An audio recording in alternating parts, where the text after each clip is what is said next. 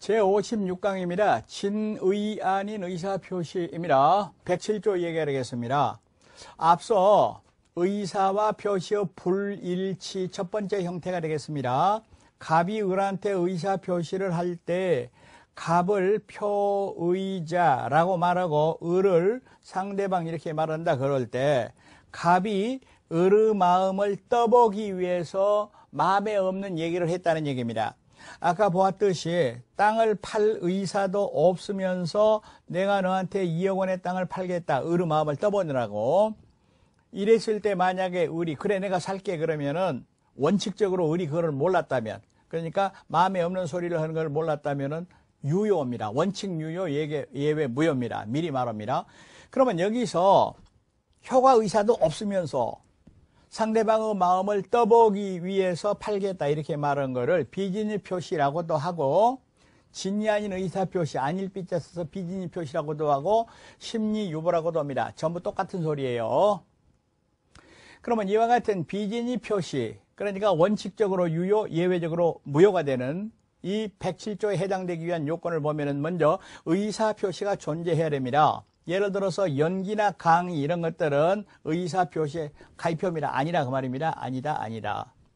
그러면 예를 들어서 얘기할 때 배우가, 연극배우, 영화배우가 예를 들어서 연기로서 내가 말이지 재벌인데 1000억 땅을 너한테 100억에 팔겠다 이렇게 말했다 하더라도 그런 거는 비진의 표시 아닙니다. 어떤 경우에도 효력이 없습니다. 추인도 안 됩니다. 그런 거는 의사표시 자체가 아닙니다. 왜?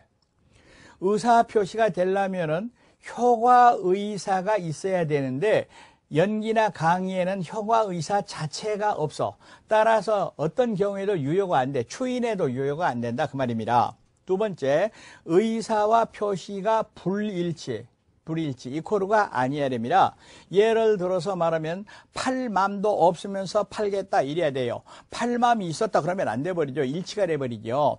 2억 원에 팔겠다 이렇게 말했다. 근데 사실은 3억을 받으려고 그랬다. 이런 게 이제 의사와 표시가 불일치하는 겁니다. 그런데 특정한 내용의 의사를 표시할 생각이었다면 그것이 진정으로 바라는 것이 아니라 하더라도, 다시 한번 얘기합니다. 특정한 내용의 의사를 표시할 생각이었습니다. 동그라미가 지금 효력 얘기 아닙니다. 진정으로 바라는 바는 아니었다라 하더라도 이거는 비진이가 아니라 진의가 되어버린다. 그대로다 그 말입니다. 그러면 예를 들어서 얘기할 때 폭력배한테 협박을 받았던 겁니다. 적어도 나는 이 땅을 3억을 받아야 되는데 협박에 못 이겨서 2억에 팔기로 했습니다. 그게 궁극적으로 진정으로 바라는 3억이 아니라 하더라도 그거는 의사와 표시의 일치가 되어버린다 그 말입니다. 일치가 되어버린다 그 말입니다. 그러니까 궁극적으로 자기 의사는 아니었지만은 그 당시 상황으로 내가 2억 원에 팔겠다 이렇게 말했다면, 계약서 썼다면 그거는 진의다 그 말입니다. 그리고 불일치를 알고 있어야 됩니다. 알고. 다시 말하면 마음을 떠보기 위해서 한다 그 말입니다. 모르고 했다. 예를 들어서 2억에 팔라 그랬는데 공 하나 빼먹었다. 몰랐다. 이럴 때는 착오가 되는 거예요. 착오는 다음에 다시 얘기를 합니다. 지금 요건 얘기입니다. 동기불문. 다시 말하면 마음에 없는 얘기를 표시한 동기는 묻지 않는다라는 뜻이 되겠습니다. 그러니까 잘 보이기 위해서 또는 무슨 마음을 떠보기 위해서 여러 가지 동기가 있지만은 그거는 107조가 성립하는데 아무런 영향을 미치지 않는다 그런 뜻이 되겠습니다.